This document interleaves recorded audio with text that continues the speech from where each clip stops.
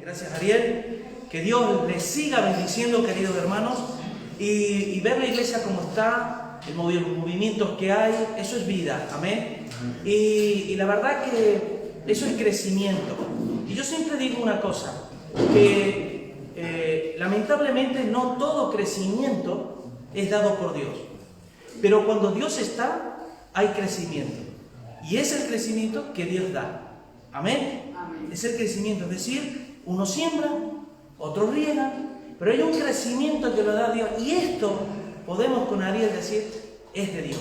Por eso a Dios debemos darle toda la gloria. Amén, porque Él es el que hace posible que tu vida cambie, que mi vida cambie. A Él solo la gloria y la honra. Con Ariel alguna vez le compartía, y con algunos hermanos, que estos 3 años que llevamos, poquitos, ¿verdad? Son poquitos años, realmente, porque así como el cristiano tenemos que seguir creciendo y madurar, la iglesia también está en proceso de crecimiento y de maduración. Pero lo cierto es que con Ariel compartimos de que realmente somos espectadores de lo que Dios hace. Uno realmente se siente, yo por lo menos me siento siervo inútil, lo digo y no es una falsa modestia, es la verdad. Uno tiene sus luchas, sus cosas y demás, pero a pesar de todo eso, uno puede contemplar con sus ojos cómo Dios sigue obrando y sigue haciendo su obra, a pesar de lo que sea, ¿no?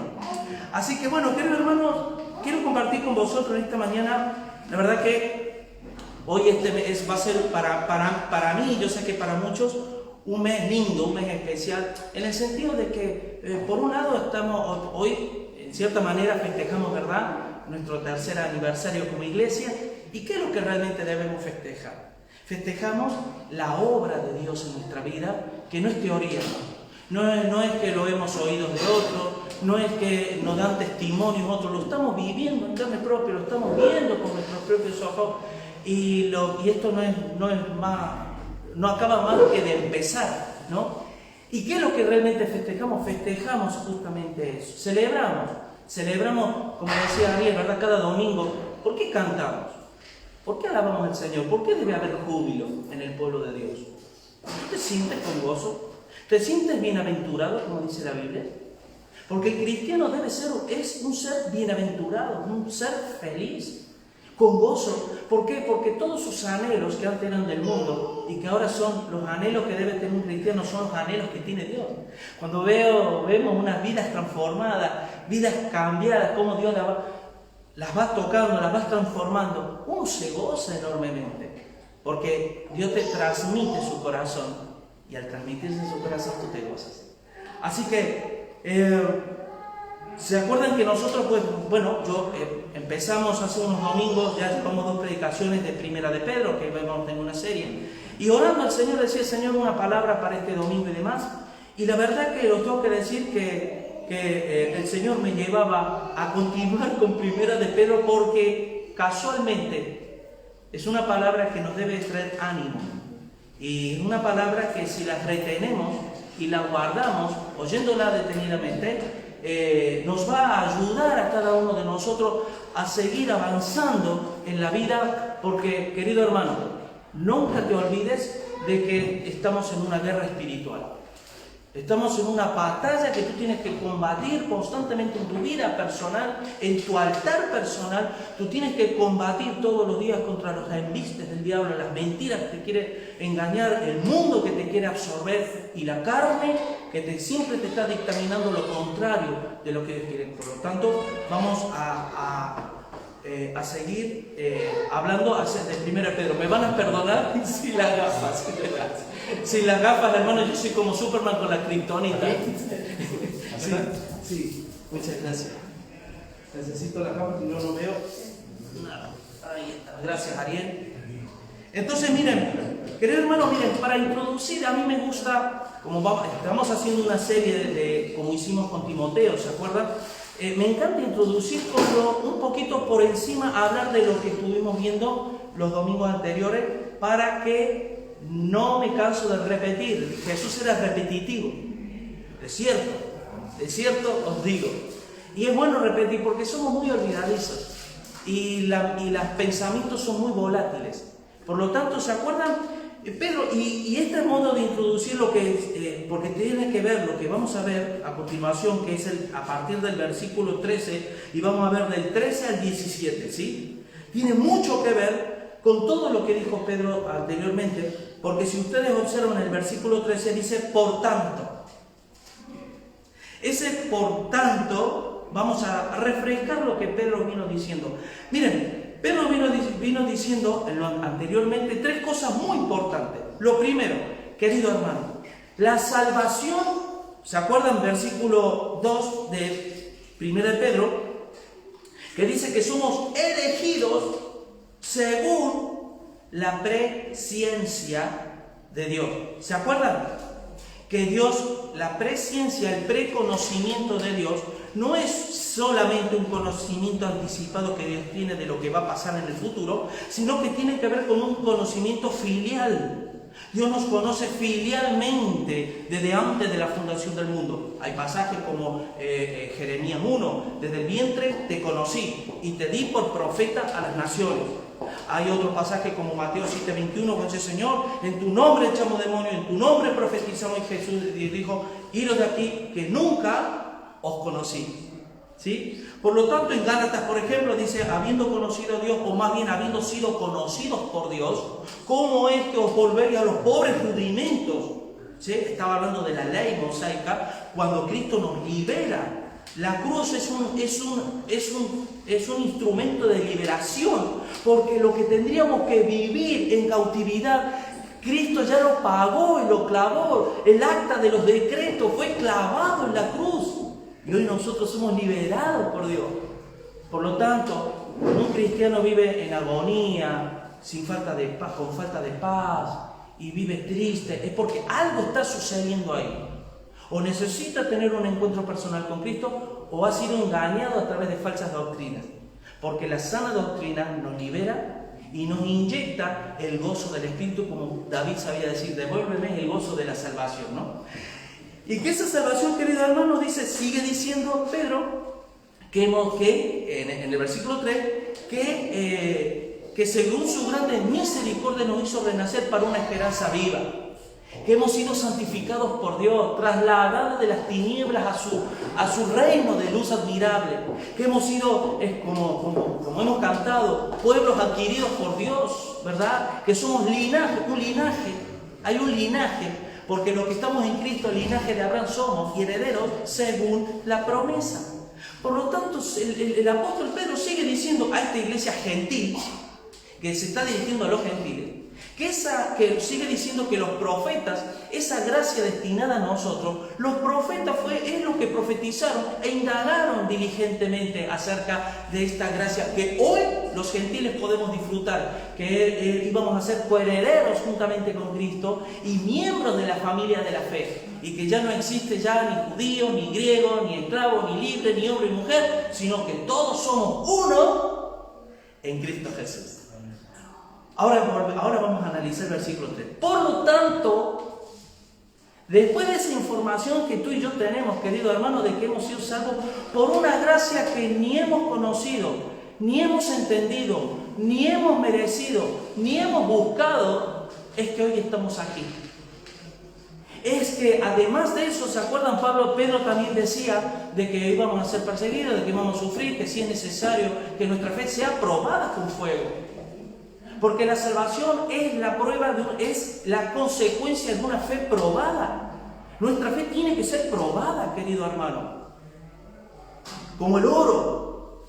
Y por tanto, teniendo ese conocimiento que ahora podemos disfrutar de la gracia de Dios, miren lo que dice el apóstol. Vamos a leerlo todo y luego vamos a analizar lo que Dios tiene para nosotros. Dice, por tanto, ceñid los lomos de vuestro entendimiento. Sed sobrios y esperad por completo en la gracia que se os traerá cuando Jesucristo sea manifestado. Como hijos obedientes, no os conforméis a los deseos que antes teníais estando en vuestra ignorancia, sino como aquel que os llamó es santo, sed también vosotros santos en toda vuestra manera de vivir. Porque escrito está, sed santo porque yo soy santo.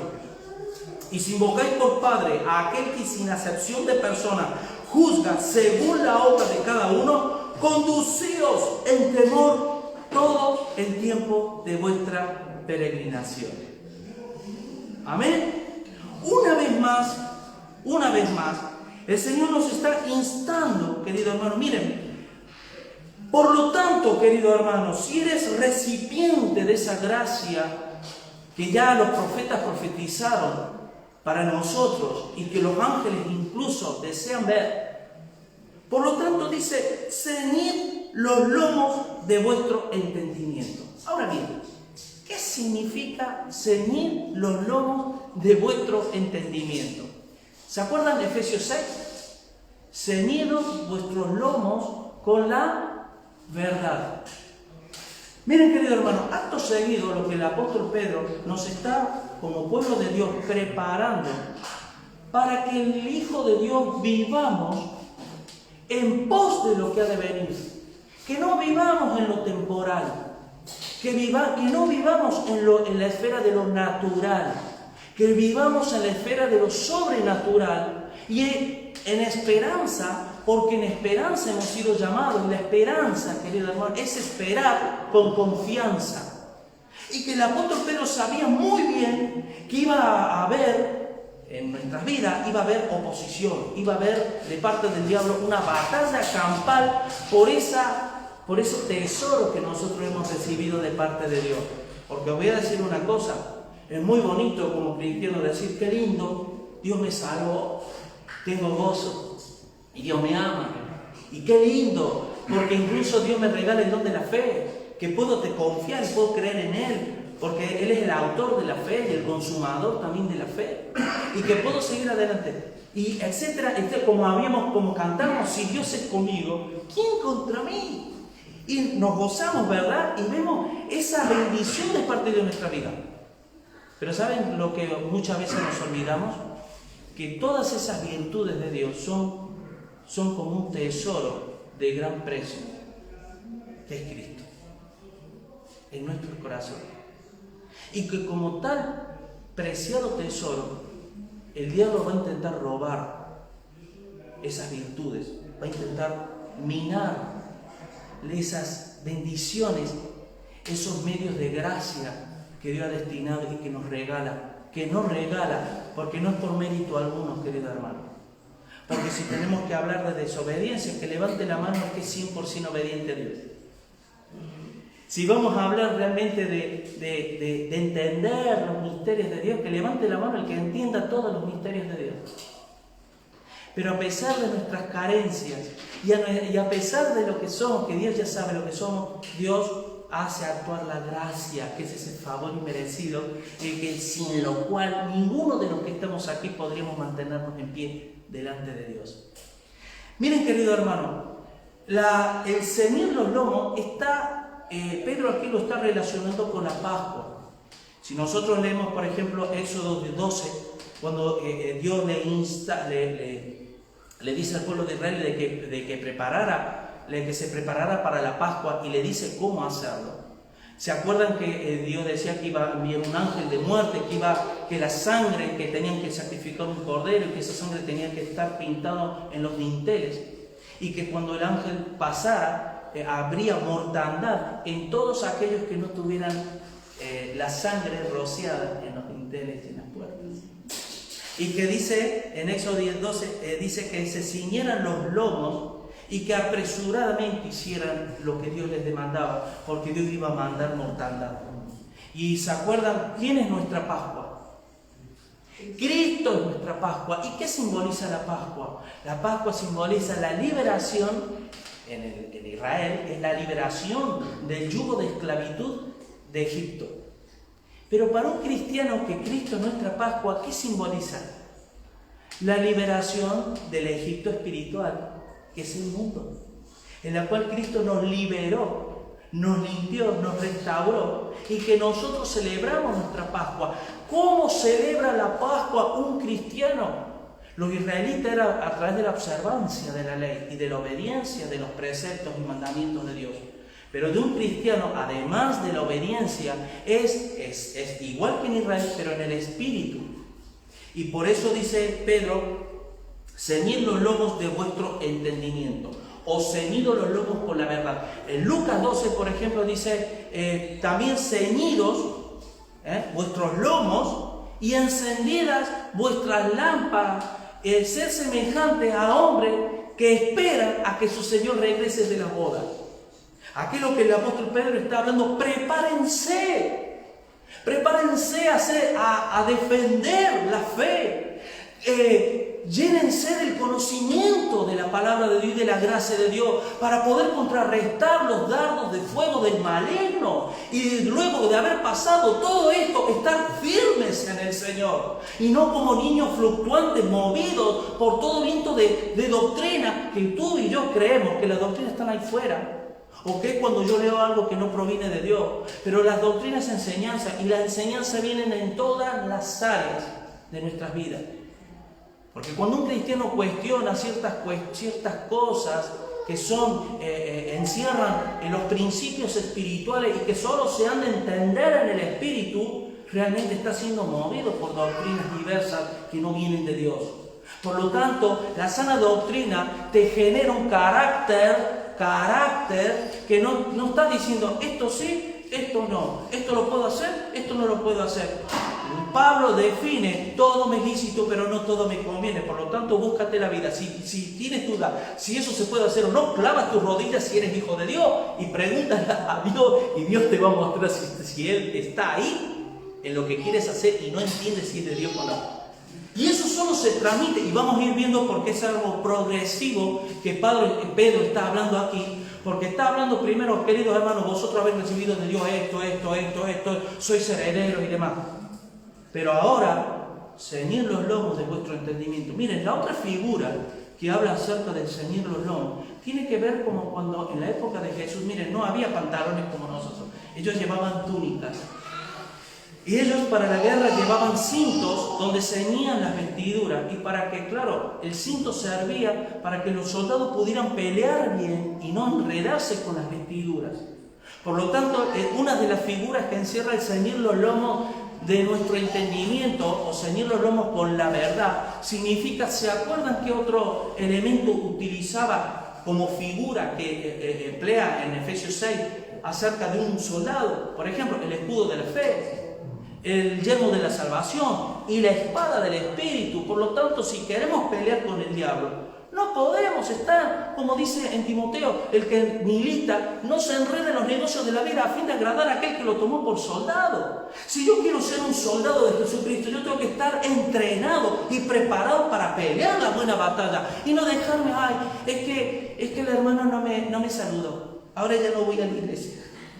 Es que hoy me siento mal y me siento triste y ya no voy.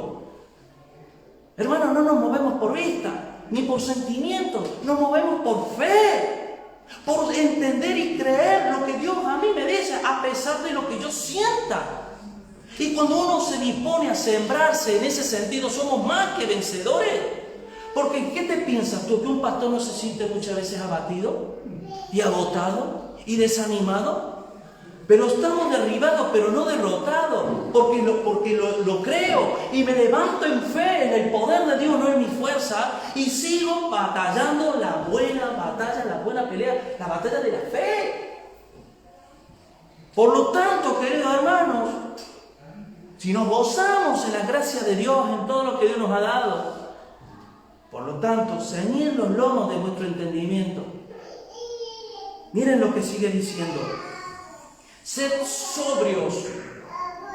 Sed sobrio. En resumidas cuentas, podríamos decir, no seamos como hombres de doble ánimo, que es inconstante en todos sus caminos, sino ser sobrio, estar tranquilos, en paz, saber que la batalla es de Dios y que Dios es el que la ha librado y que Dios ya venció en la cruz y que Satanás está vencido y que por fe nosotros avanzamos por medio de los méritos que ya Cristo realizó en la cruz, no por los méritos no es que ore más, o que lea más la Biblia, o que trate de mis esfuerzos hacer, no, ya Cristo lo venció en la cruz, y nos regaló a través de los medios de gracia, te regaló esa victoria, ahora esa victoria es tuya. Pero si no la crees, porque nos dejamos engañar por la mentira del diablo, ese poder de la cruz no se va a hacer manifiesto en tu vida nunca. Por eso nos tenemos que levantar y vivir en fe, movernos en fe. Y esperar por completo en la gracia que se os traerá cuando Jesucristo sea manifestado. Escuchen bien esto y presten atención en esto, queridos hermanos. Miren, vamos a ver. En el versículo 2, por ejemplo, dice que elegido según la presencia de Dios para la santificación del Espíritu, para obedecer y ser rociado con la sangre de Cristo y demás.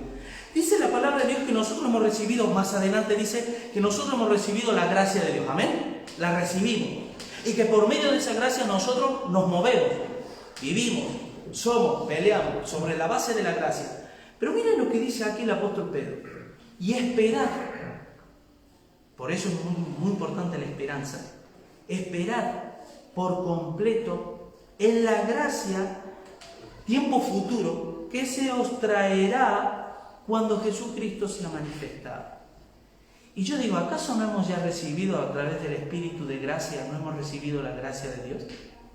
¿Cómo es que dice que ahora nosotros debemos esperar esa gracia que Cristo nos traerá en el tiempo más adelante? Miren, ¿se acuerdan, hermanos, que la salvación, y por eso hay que estudiar en profundidad la Biblia, la salvación, cada vez que el Nuevo Testamento habla de la salvación, implica tres esferas. La esfera del espíritu, la esfera del alma y la esfera de la carne. Cuando en 1 Corintios dice, en Cristo se nos ha hecho justificación, santificación y redención. La justificación y la salvación del espíritu en tiempo pasado. Por eso siempre cuando se habla de justificación se habla, hemos sido justificados. Pero también se nos habla de la santificación, que es el alma, tiempo presente. Y la glorificación o redención es la salvación de la carne en tiempo futuro. Miren, por ejemplo, Romanos capítulo 8, versículo 15, dice que Dios nos dio, que a través de su Espíritu hemos sido adoptados. ¿Sí? El Espíritu de adopción, el cual clamamos, Abba Padre. ¡Amén! En el Espíritu somos adoptados por Dios. Pero si seguimos leyendo en el versículo 23, dice que Dios, miren, vamos a leerlo, Romanos 8, 23, y dice que, y no solo ella, sino que también nosotros mismos, que tenemos las primicias del Espíritu, nosotros también gemimos dentro de nosotros mismos, esperando tiempo futuro, la adopción. Lean conmigo el versículo 15. Pues no habéis tiempo pasado, recibido el espíritu de esclavitud para estar otra vez en temor, sino que habéis recibido el espíritu de adopción por el cual clamamos Abba Padre. Pero sin embargo tenemos que esperar a la adopción en la redención de nuestra carne. Por lo tanto, cuando Pedro se dirige y se refiere a esperar por completo en la gracia que será manifiesta en Jesucristo, está diciendo, querido hermano, que en la santificación del alma, porque luego vamos a ver con respecto a la santificación y ¿por qué? ¿Por qué el ser santo? ¿Por qué vivir en santidad? ¿Por qué para Dios es de suma importancia la santidad? Porque si, hermanos, no vivimos en santidad, no podemos esperar la bienaventurada, todas las promesas que Cristo tiene en nosotros. No las podemos esperar. Y luego, ahora vamos a explicar por qué. Pero miren, ¿qué se os traerá cuando Cristo sea manifestado? La Pascua. Miren, queridos hermanos, nosotros estamos en este valle de sombras de muerte, que es la vida, en la que todavía la plenitud del gozo, lo que es la salvación completa, no lo hemos podido adquirir todavía. La adquirimos por fe. Y si bien es cierto que en el plano de la salvación está lo que se suele decir salvación objetiva y salvación subjetiva. La subjetiva es en el plano horizontal y la objetiva en el plano vertical, es decir, cómo Dios nos ve. ¿Se acuerdan Romanos 8? 33 creo que es cuando dice que en Dios hemos sido ya glorificados, ¿sí? Porque a los que justificó, a estos llamó, a los que justificó, a los que justificó, está hablando siempre de tiempo pasado. también glorificó. O sea que para Dios ya somos salvos y ya estamos glorificados en la presencia de Dios, pero para nosotros todavía no, por lo cual en el plano horizontal todavía tenemos que seguir viviendo en santidad y tenemos que seguir peleando la buena batalla de la fe en este peregrinaje que tenemos, en este campo de batalla que es el mundo en la cual Cristo ya venció. Ahora bien, ¿cómo peleamos la batalla? Déjame decirte, ¿cómo peleamos esa batalla? ¿Cómo hacemos para que esa batalla, y la batalla está en tu mente? Por eso debemos ceñir los lomos de nuestro entendimiento. Cuando hay cristianos que cuestionan, dudan, o se dejan llevar por sus sentimientos, por la pereza, por el agobio de la vida, por no entender esto y demás, es porque sus mentes han sido realmente trastocadas por el diablo. Y yo lo que siempre digo, necesitamos como cristianos amueblar nuestra mente con la palabra de Dios. Para que, yo siempre digo, así como Dios en el Génesis, ¿cómo encontró la tierra? La encontró desordenada y vacía, ¿verdad? Pues también Dios quiere ordenarnos y llenarnos de su Espíritu Santo. Y a veces el cristiano, querido hermano, la llenura del Espíritu y lo que es el vivir tiene que ver con conocer a Dios. Yo no puedo ser lleno de un Dios que no conozco. Entonces yo me lleno del Espíritu, yo me lleno del Espíritu, de la palabra, cuando me lleno de la palabra de su Espíritu. Amén. Y ahí es cuando Dios realmente gana ventaja en nuestra mente y somos guarnecidos por Dios. Ahora, ¿cómo peleo? Como hijos obedientes. Miren, ¿saben una cosa, hermano? ¿A qué es fácil obedecer cuando tú estás viendo que es obvio lo que te están pidiendo? Y encima quien te lo está pidiendo es alguien que tú estimas. Entonces no es difícil obedecer. Pero cuando nosotros estamos pasando por situaciones difíciles en la vida, de ataques del diablo, de crisis y demás, y sabemos lo que Dios nos pide, pero no lo hacemos porque nos dejamos invadir por nuestros sentimientos, ahí lo que se hace está quebrantando la obediencia. Y ahí dejamos de ser obedientes. La obediencia, querido hermano, es un acto de amor. Porque yo no voy a obedecer a alguien que no amo. Y saben una cosa, querido hermano, ¿cuántas veces uno no hace cosas no porque realmente lo sientes hacer, lo haces porque amas a Dios?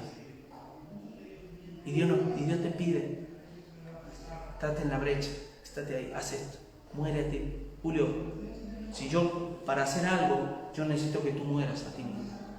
Porque tu ego y tu propio yo me impide que yo me pueda glorificar. Te pido por favor, desbáncate, quítate del pedestal y déjame a mí que actúe. Vale, Señor, ¿quién le gusta morir? Presentar nuestros cuerpos en sacrificio vivo. Encima no es un sacrificio muerto, es un sacrificio vivo.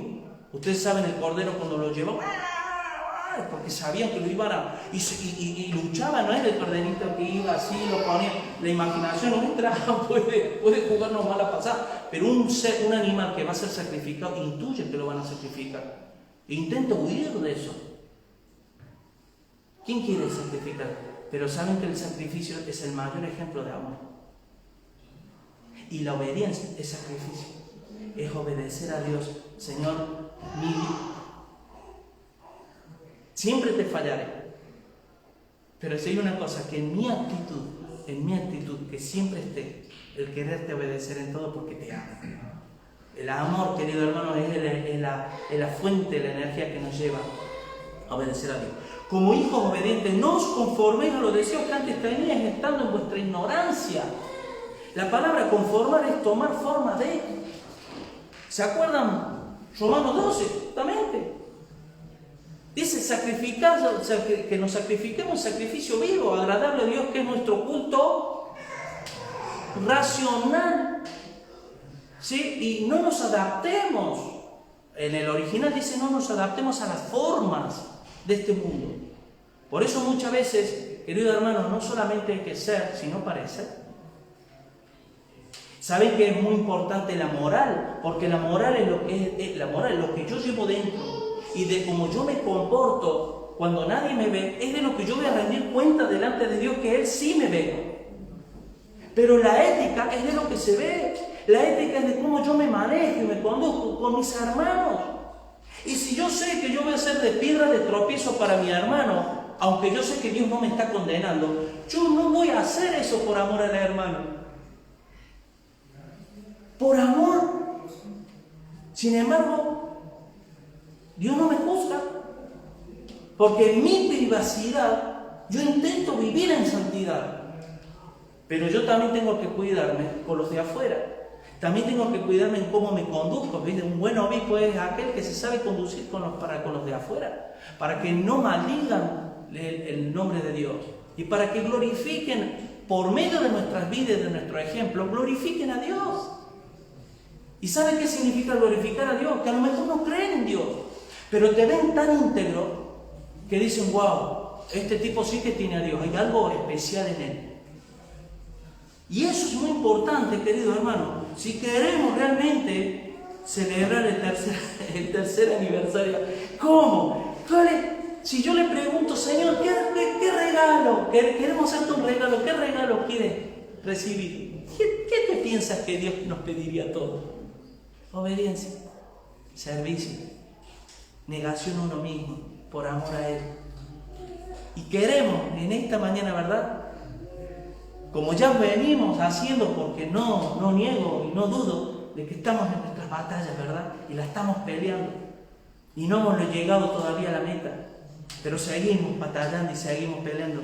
Pero el mejor regalo que le podemos decir al Señor, Señor, tú hasta aquí nos has traído. Llevamos 3 años viendo tu gloria.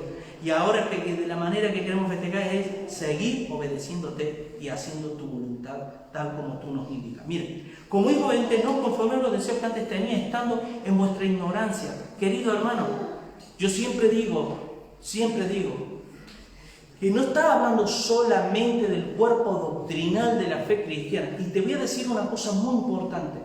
A mí una vez, un hermano, hace años, me decía que, y estas palabras pueden sonar bien, pero decía, en definitiva no importa si tú tienes una sana doctrina o no. Lo que importa es tu corazón.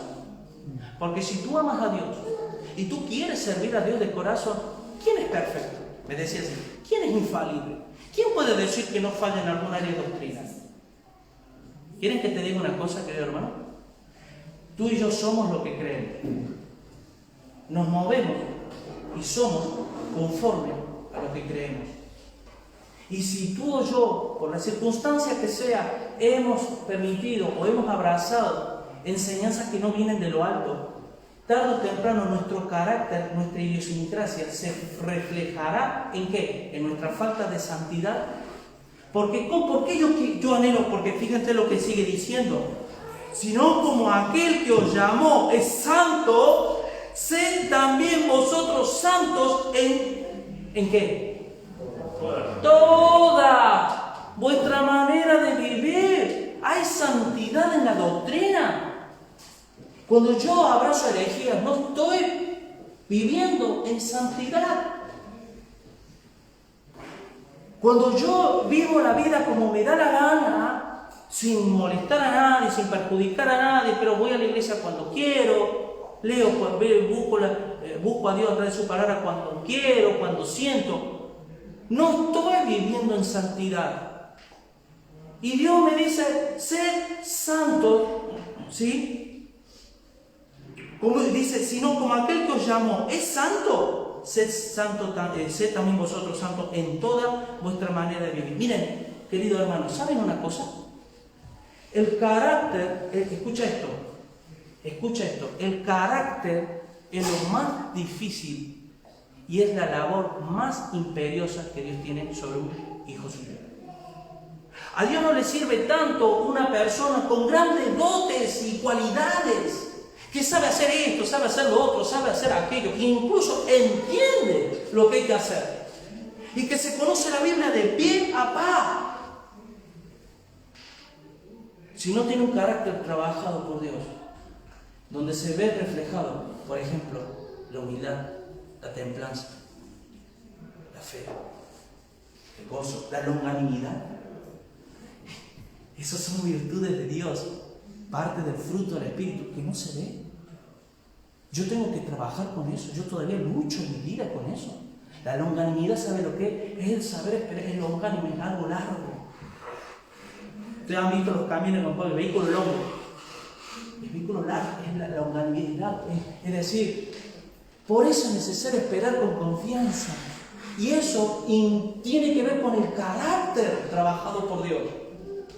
Y yo sé lo que es servir a Dios en algún área determinada, en donde ver cómo, por las razones que sea, te has preparado. Te has preparado. Y has sido celoso con las cosas de Dios, con la palabra de Dios. Pero todavía Dios te muestra que todavía tu carácter necesita ser trabajado en fuego. Y no seamos hombres fluctuantes, movidos por aquí, por allí. Que no seamos hombres de doble ánimo, inconstantes, que hoy sí, mañana no, porque no tenemos claro en quién hemos creído. Que seamos celosos con esas cosas. Hasta el versículo 12 y todo, precioso. ¡Ah! Hermano,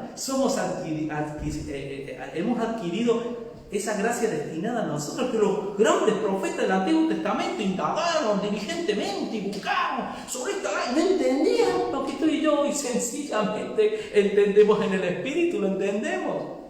Qué lindo, ¿verdad? Esa salvación de Dios que viene de lo alto y que no lo merezco para nada, pero esa gracia, ese favor inmerecido de Dios. Amén. Pero por tanto, querido hermano, prepárate mentalmente para lo que ha de venir. Porque el tesoro de Dios, que es Cristo, es un tesoro valioso y es una batalla por la verdad. Es una batalla por lo que ¿acaso Dios dijo? ¿Se acuerdan de esa voz, esa palabra, esa frase? ¿Con que Dios os dijo? Y esa voz sigue resonando en el oído, incluso de muchísimos cristianos. ¿Con que Dios te dice que lo obedezcas? ¿Con que Dios te dice que ahora vayas al culto? Y esa vocecita que no discernimos de dónde viene, nos dice, pero quédate, mira que está lloviendo, ya hace frío, quédate. Y encima con los problemas que tú tienes, encima vas a ir allí, fíjate si tienes hijos, tienes que hacerlo, cambiarlos y no quieren ir, y qué tal, que es una lucha constante, la que sea. Pero esa voz te está diciendo, con que Dios te ha dicho que le obedezcas, que seas hijo obediente. Y somos nosotros los que nos determinamos, según cómo nos hayamos ceñidos mentalmente, vamos a poder resistir al diablo para que él huya de nosotros.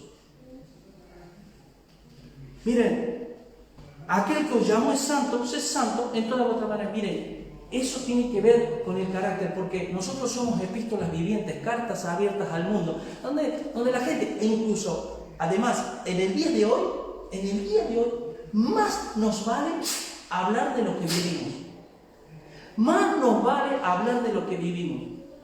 Porque Dios también, me parece a mí, que ha dado la facultad al mundo, después de tantas mentiras y de tanta palabrerío, también diciéndole, este es un charlatán, este bla bla bla bla bla bla, este me habla de lo que ha oído.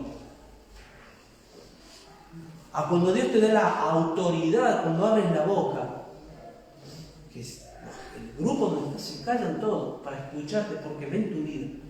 Voy a decir, este tiene algo que decirnos a nosotros, porque lo que tiene este no es normal. Y eso porque uno verdaderamente tiene los lomos ceñidos, con el entendimiento de Dios, porque tenemos la mente de Cristo, ¿sí? Para avanzar. Y eso solo te lo proporciona una cosa, la palabra de Dios. Y el obedecerla, no ser oidores, sino hacedores. El vivirla, el amar. Por eso a mí John MacArthur decía y dice que un apóstata ha recibido la verdad, pero no el amor por la verdad. ¿Tú amas la verdad? Te pregunto, ¿amas la verdad? ¿Amas realmente a Dios, que Él es la verdad y la vida? Porque si realmente amas a Dios, amas la verdad, tu vida tiene que ser revolucionada. Porque a Dios no se le puede engañar.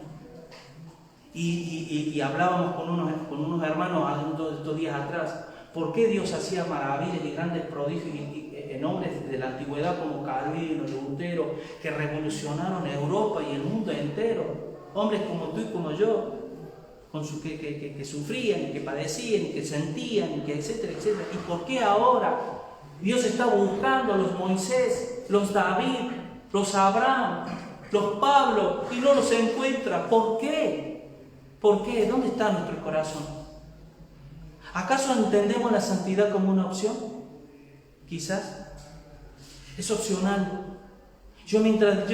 Por eso, querido hermano, qué triste es cuando peyorativamente se nos dice, tú, salvo siempre salvo.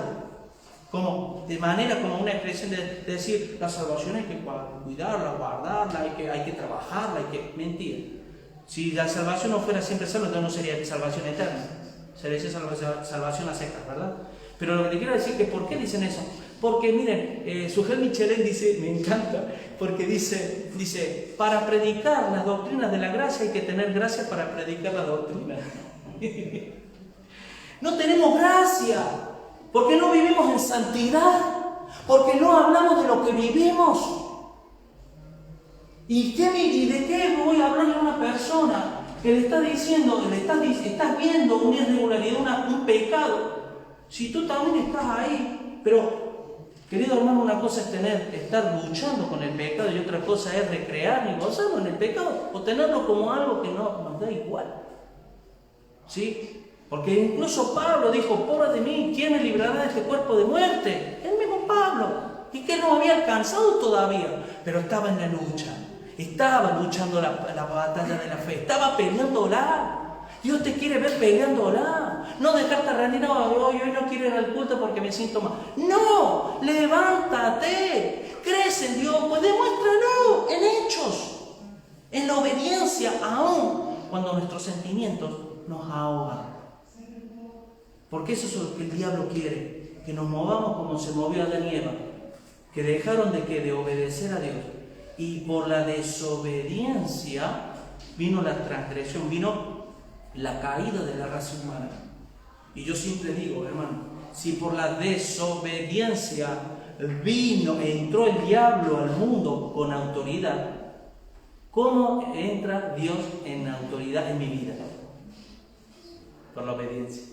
Y la obediencia a ser santo, porque yo soy santo, dice el Señor. Cuando habla de santidad, habla de carácter, habla de integridad, ser perfecto, como vuestro Padre que está en los cielos es perfecto.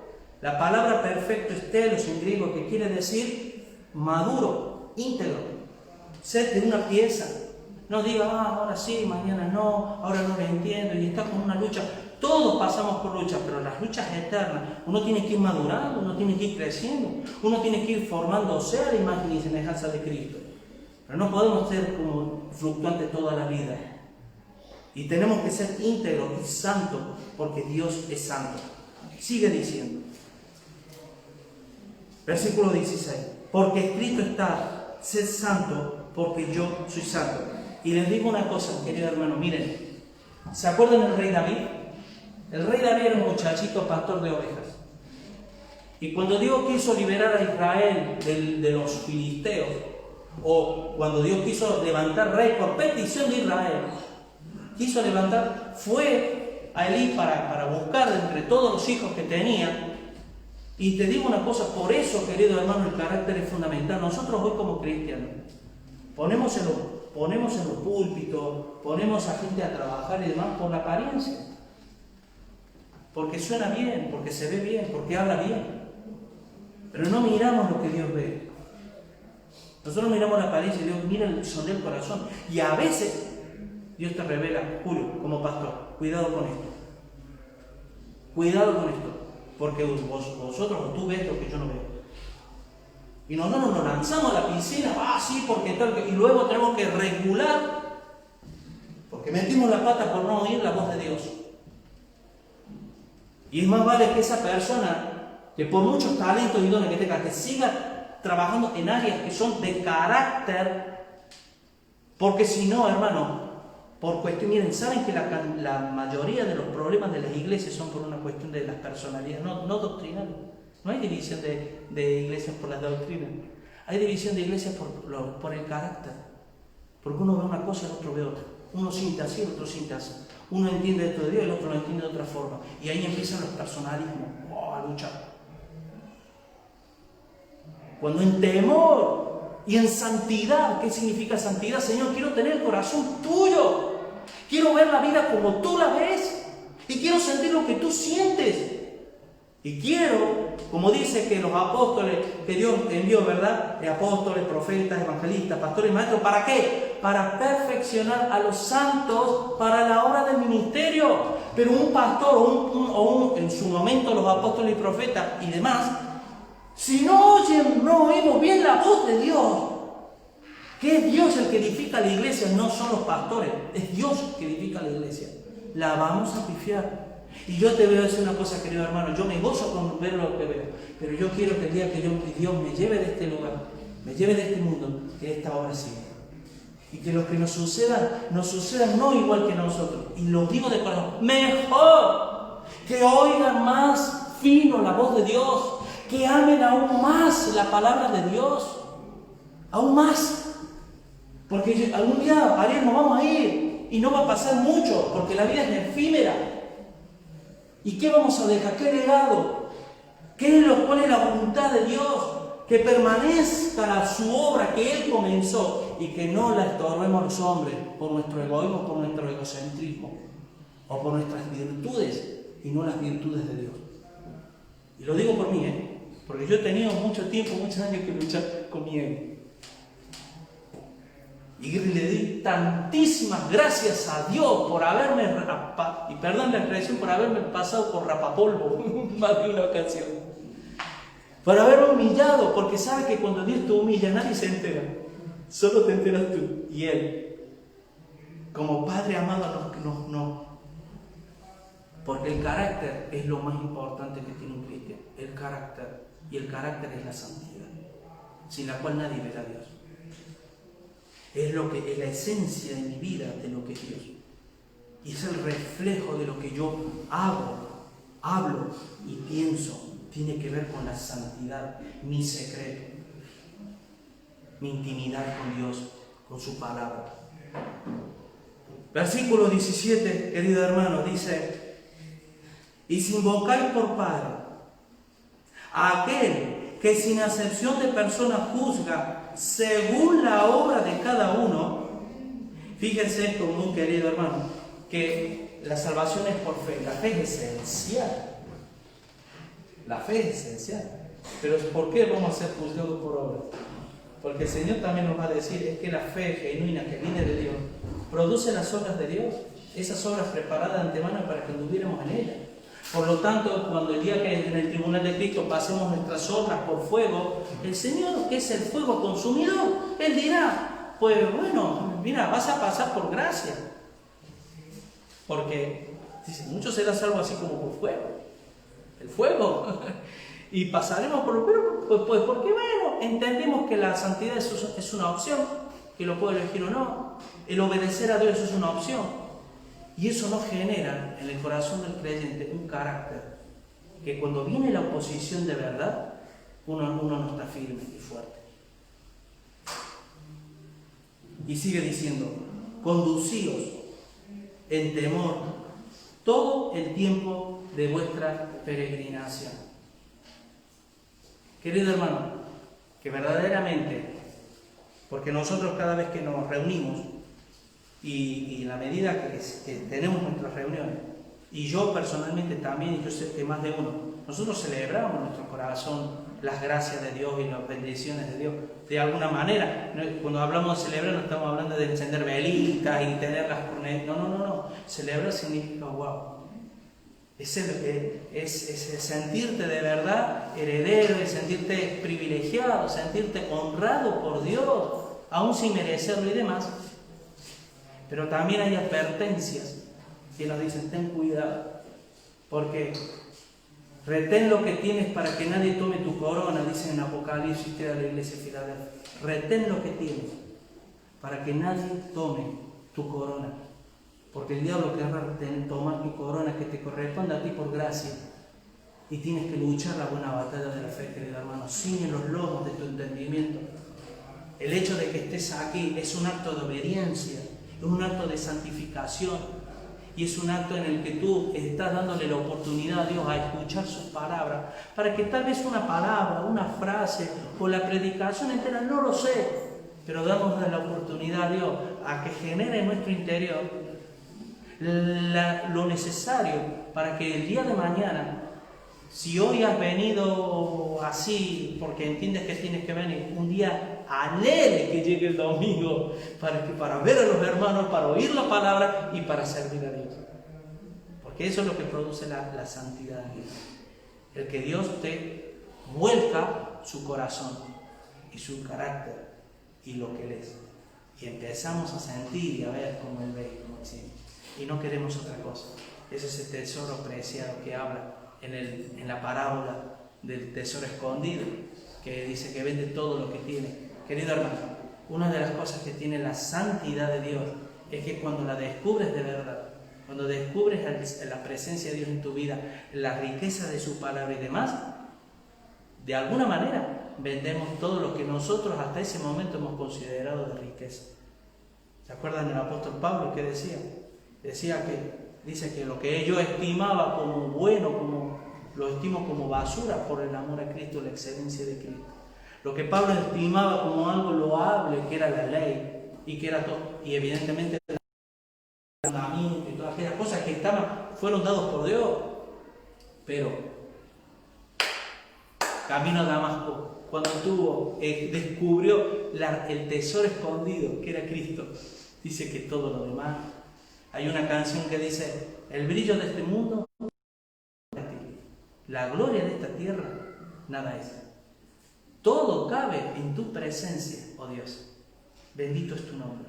Es decir, querido hermano, si el brillo de este mundo todavía sigue reflejando cierta luz en tu vida, es porque necesitamos vivir en santidad, buscar la santidad, buscar el rostro de Dios en intimidad y pedirle por favor, Señor. Cuando yo digo, ¿saben que cuando yo lo digo, Señor, por favor, hazme esto? Porque por favor significa por gracia. Es un favor y gracia. Por favor, Señor, ayúdame en esto. Ayúdame a sentir, ayúdame a pensar, ayúdame a creer, ayúdame en esta debilidad que yo tengo. Así que, hermanos, por lo tanto, que tu mente y que está pasando, que realmente sea guarnecida con la verdad del Evangelio, para que a través de la verdad del Evangelio en tu vida diaria puedas resistir al diablo y decirle al diablo: escrito está, vete de aquí. Y que estamos derribados, muchas veces vamos a estar derribados, pero nunca vamos a estar derrotados en Cristo. Porque si Dios es con nosotros, ¿quién contra nosotros? Amén. Que el Señor les bendiga.